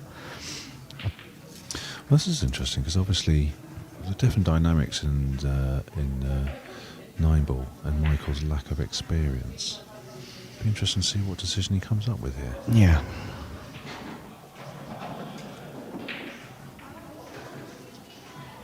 I mean, he might just play the stun safety and play the 2 off 2 rails and bring it down towards the traffic down this bottom end. Leave the cue ball up on that cushion. And he's gone for it. Wow, you see, that is just not the right decision. No. It shows his lack of experience, in my opinion. And now Tom's got a really good opportunity here to take the lead again. If he can get in position for that 4-9 combo.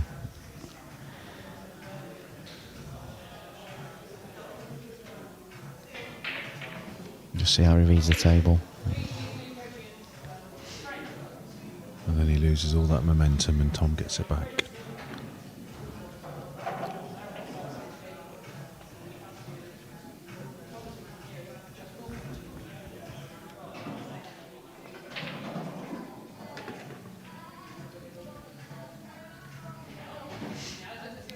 He's got a good angle to come down off 2 rails, zigzag it. Left rail, right rail in behind the 4 for the 4-9 combo. But yeah, talking about losing, I wouldn't necessarily say Michael loses all the momentum, because he's won 5 out of the last 6 coming in, so he's still won 5 out of the last 7. Landed a bit low. Still think he's favourite to take this one out. He is, but from this angle, he's almost got maybe an element of safety as well if it goes wrong. 4 land on the cushion, cue ball's going up table, it's just a case of where the 9 goes. Well, I still fancy him to make this. Yeah, nice and easy.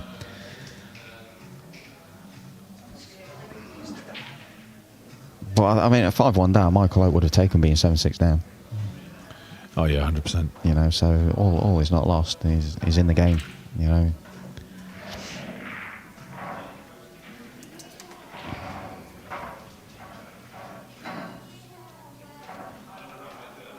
I say it's one of those interesting things where I do notice that some of the elite players, they've got some unbelievable safety games and creates those opportunities. Mm-hmm.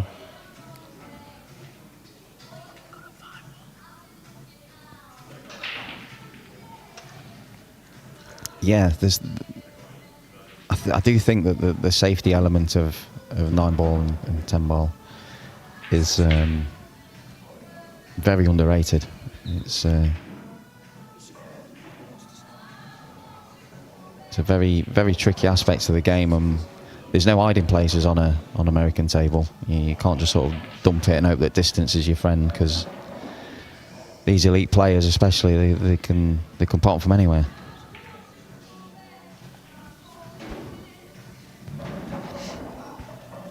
But yeah, safety is such a key element in this. Yeah, I noticed that there's a difference between some of the best players and, you know, the quality of their safety. I mean, when they lock you up, I mean, they lock you up Yeah. with about, a millimetre to spare, and you just look at them and you just want to just shout boring at them. But, no, it's a quality skill. Well, to name drop slightly, I've practiced a lot with Darren Appleton last year, and I don't think there's too many players worldwide, let alone in this country, that have got the knowledge and the safety game as Darren. And there's times where you're in that safety battle and you think, I played a good shot here. I've kind of got him. And then they'll come up with something, that bit of knowledge, that little bit of nous that level needs, and they'll put you back in trouble when you couldn't even see it happening. And again, it's another factor that separates the levels. One of many, as I've spoken about in commentary. And is it pot, pot, pot? No, it's not. No, just pot. No. The safety aspect is it's highly skilled, and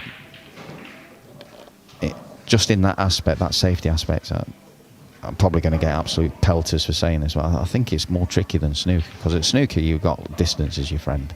You can just dump it and leave certain shots that they can't attack from, because you're on a snooker table, you're on a 12x6 with tight pockets. But there's not many hiding places on an American table, so you've got to be more creative, you've got to be more accurate, you've got to take roots off your opponent. There's a lot more to it. I think the carom's on. To this bottom left. Could make both balls here. No, committed to the 3. Good shot. I think he had a look at it, but maybe it weren't quite as on as we thought.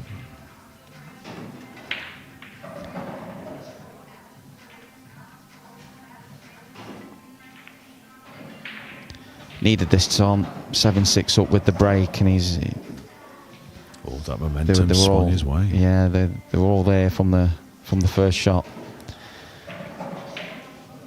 It should be a fairly simple run out from here. It's all about bottle now.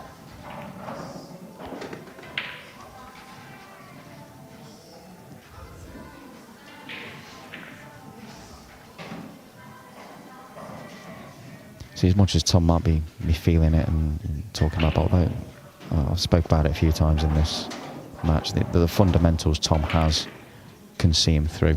He's slight mishap there, but not to worry. We'll be feeling it, but he just needs to rely on his action, rely on what he's got.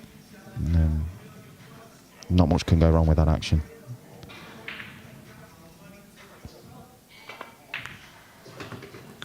Just a nice soft stop shot. Basically, he left himself a situation. It was a soft stop shot and then another stun shot, and he's out. But even bumping the 9, even if he hadn't bumped the 9, he was still in position for the 7 anyway. And I don't think it made a difference one way or the other. Yeah, nicely done, that's it. Yeah. So Michael's got the break next, though, isn't he? Yeah, he has. Or is it Tom? But no, Tom, this is a break and run for Tom. And a much needed one. Just creates that gap late on. Michael needs 3 in a row to take the Tier 1 championship. Well, everything's on the break now, isn't it? But again, like you was making the point earlier, about opponent coming back at you and keeping yourself together. Tom's done that excellently here, because from 5-1 up, it's easy to sort of let yourself go, but he's managed to reset himself. He's managed to get himself together. The match went level at 6 each, and has taken the next 2 to get on the hill. And that's a skill in itself, really, that mental ability, especially in a final, because we all want to win. We're all there to compete. We're all there to try and win something, and as a nicer guy as Tom is, and as smooth a stroke he has, and he looks calm, there's some steel in there, because he's won tournaments before, and having that mentality to withstand a comeback and to win tournaments as well. It's something I've spoke about to people recently, because in my own tournaments I've been knocking on the door a lot, and I've not been pinching them off, and I've been getting to finals and semi-finals around the Midlands and in these one-dayers quite a lot in the last sort of couple of years. But I always bump into a Benji or an Ashik, who's done me twice this week, or a Kev Simpson. or you know, players of that ilk that know how to win tournaments. They know how to get the, you know, bring the best out of themselves in a semi and a final. And yeah, it's a big skill in itself just to be able to finish off a tournament. And Tom wins plenty of tournaments down here in the London area, you know, in this club, you know, at the Total 9 Balls in Tooting and wherever else. And you know, although this is a different kettle of fish in a way, because I don't think he's won a Tier 1 before, at the end of the day, he's still used to winning finals and being at the business end. Certainly is. Right. Let's see what he does with his safety here. Or is he going for bank? No, good. He's got the safety. Play the percentage there. Yeah, where he's left him an edge. Yeah, well, he's cushion to cushion. It's tight. It's still awkward. Some ways it's almost better to leave an edge, because playing some over distance tight off the cushion, a lot can go wrong. If you left him a kick, percentages are slightly more in Tom's favour in a way.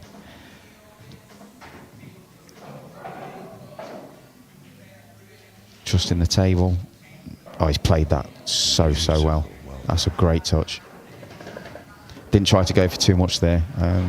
A lot of players, myself included perhaps, would have tried to get more distance, and you end up popping the 2 out. But it's great decision making and execution there from Tom.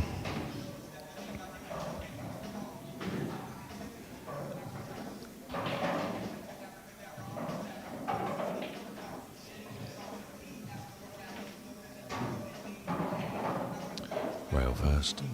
Yeah. He could make this, or he could get separation. Yeah. Ball at each end. Oh, not quite hit it right. And he's left it, I think. That goes, yeah. Now, Tom. Opportunity beckons to take this final.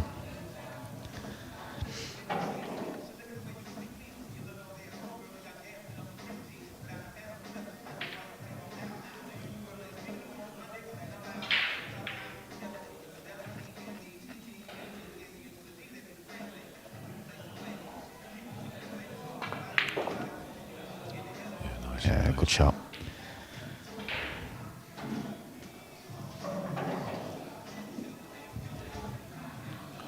Yeah, I watched Tom earlier on in the semi-final against Joe Prince. He was playing brilliantly. Yeah. Yeah, I was watching both semi-finals. They were played virtually next to each other, and yeah, Tom was really really zoned in and hitting the ball so well in that match. Probably just a little roll through here. Play the 4 to the left centre.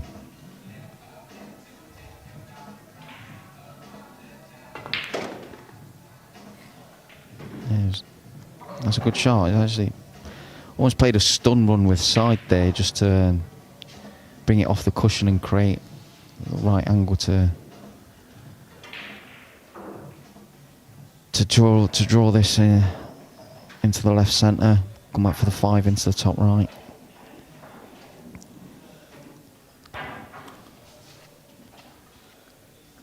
Again, good decision making and execution from Tom there. It's sort of hard to see from my angle that shot was on, but he's played it well. Now, is this angle a bit too steep to play the shot I've just suggested? Just to draw it off that right hand rail, leave yourself in line with the 5. If you can do that, it should be as good as done. So this is the key now, just to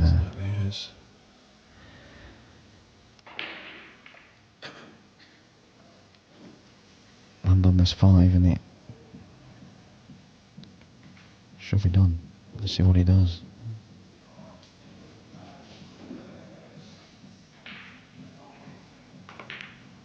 Yeah, nicely played. Yeah. Nicely played. Yeah, I would have played that shot. It's almost easy to quit on that shot a bit, because you're trying to sort of snap it back and hold it. But again, he just executed it so well.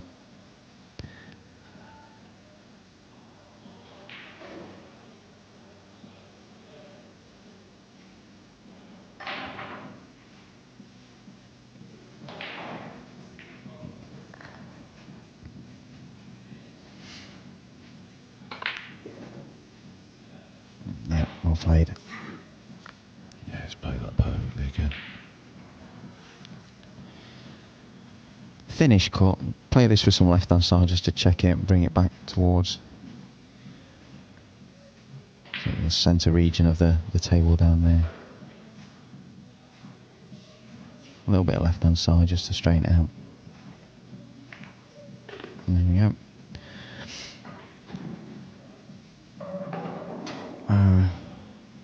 I think he's pretty straight in on the same. Just plays a deep draw off the right hand rail. Come back out to the centre table.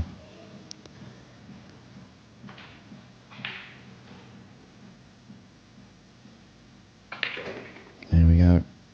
I think it's just about perfect there. Hold yourself together.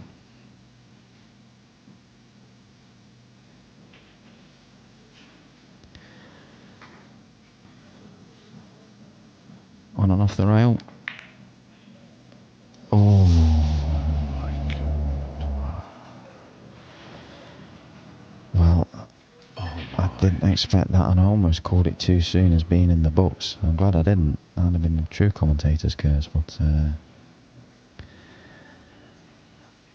I think he might have changed his mind on the shot there, whether to play it just off one rail and drift it across, or whether to use the second rail. And I think he maybe muddled himself between decisions. But Michael's tight on the rail there with the 8 ball deep in the shelf of the pocket. It's not a given that he'll land well here. He's played that excellent. Yeah, he has, hasn't he? That was a trickiest shot there, and he's played that really well. And hope for Michael, as I've been dying to say all match really. That's it. I'll give up. You're not going anywhere. It's 2 seconds. 2 seconds.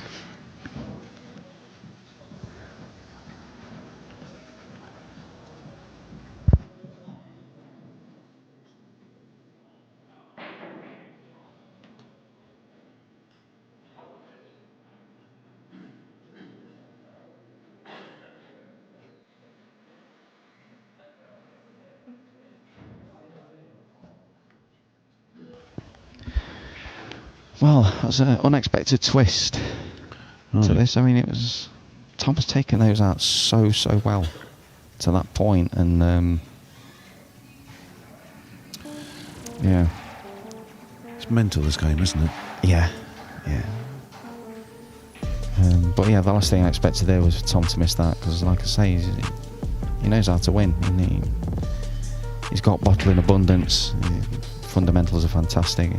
I think he just maybe overthought it a little bit and got caught between 2 shots and didn't make the decision as he executed. That's the only thing I can really think of. So the question is how quickly can he get it out of his mind?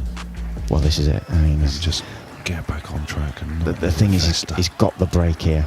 He knows one good breaker could set himself up another chance here, and I think all the viewers are hoping it's not going to be a golden break, so we can go to hell. Tom will be.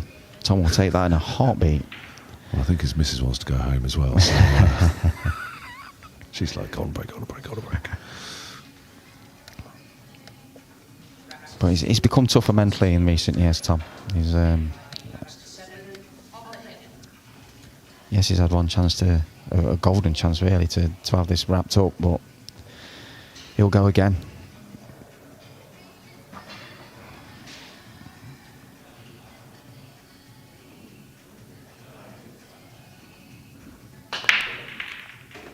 Nicely struck. Got that 1 ball away. Shot at the 2 ball, but it'll have to be a combo on the 8.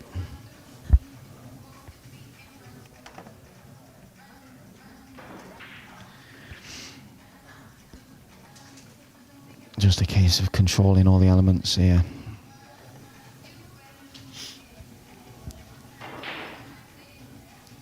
Play it in such a way that he'll have a shot on the 2 ball afterwards. But if he gets this right, it's another chance to wrap this up.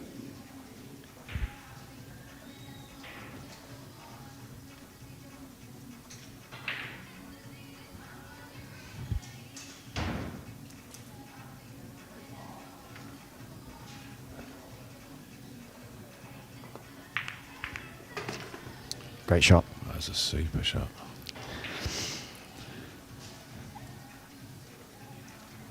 Yeah, he's got to be favourite again, but commentator's curse. Oh dear. He is, but I think the way he controlled that shot shows that he's cleared his mind from that mistake in the previous rack.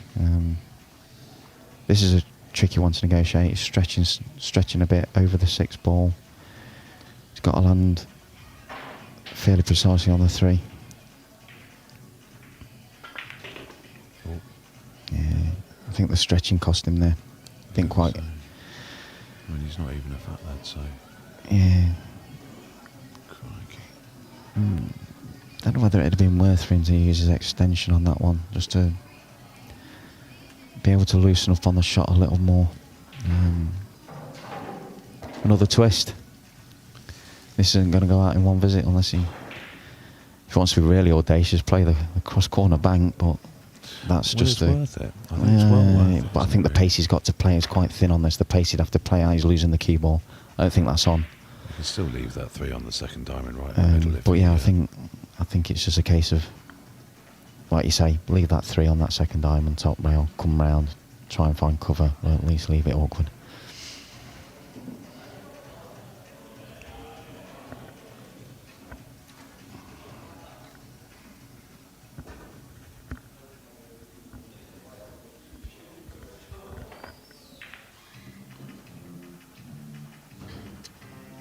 There you go, it's a cracking shot. Well played. Very good shot. Very good shot. I had to be careful there because it'd have been easy to sell out on the 3 ball and leave a shot at it. But yeah, superbly judged and executed. Again, made the error, played it from his mind. Came up with a really good sort of second choice shot, I suppose, of the safety, because he'd have been looking to run out there, but didn't let it phase him. Played a great shot.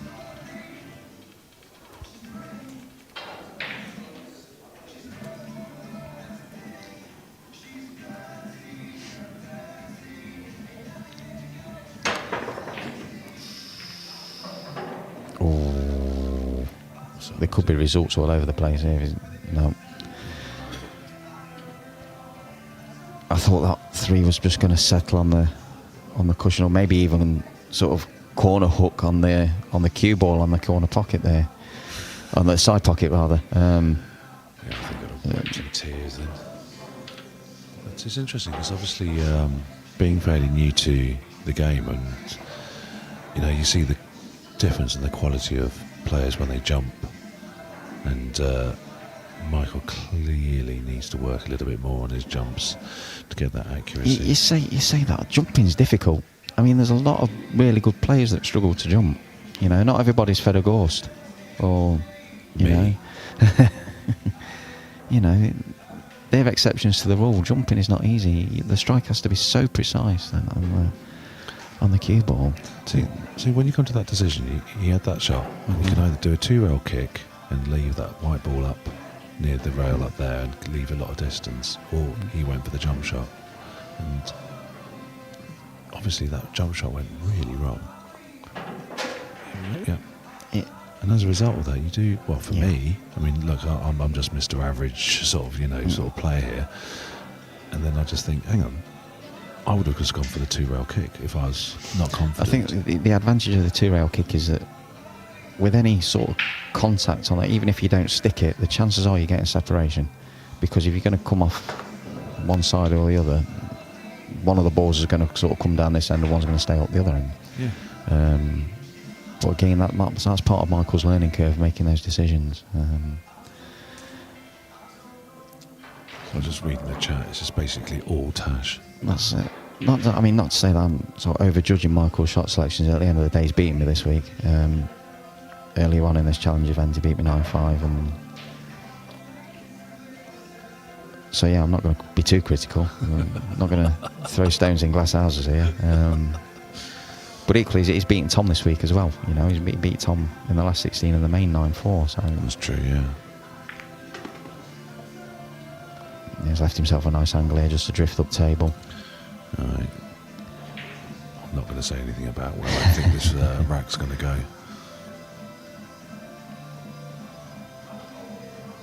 Tash won't say anything either.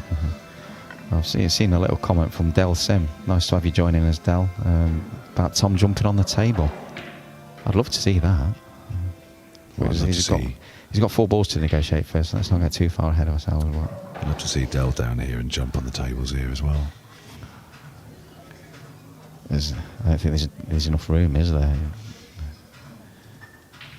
Well, he could hit his head on the lines. Yeah, like he hit his head on the ceiling.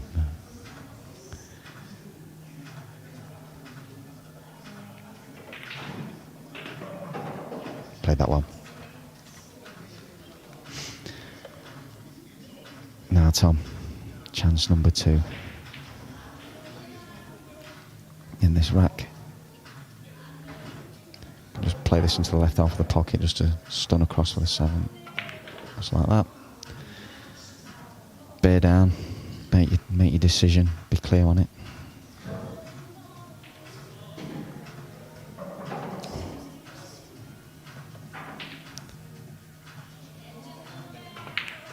Yeah, that's the one. That's the one. And I will say it, this one's in the books now. It's been a valiant effort from Michael Hope. He was well behind, got back level. But at the end of the day, Tom's just been a little bit too good. He seals the win. Very well played, Tom. Well deserved. Well done. Really, really good final that was. Yep. Really enjoyed that. Yeah, good quality stuff from both. I'm going to have to leave you alone because I've got to do the presentation-ish kind of stuff, really, and just generally do a few things. I'm going to hand you back to Sam, so just bear with me 2 seconds.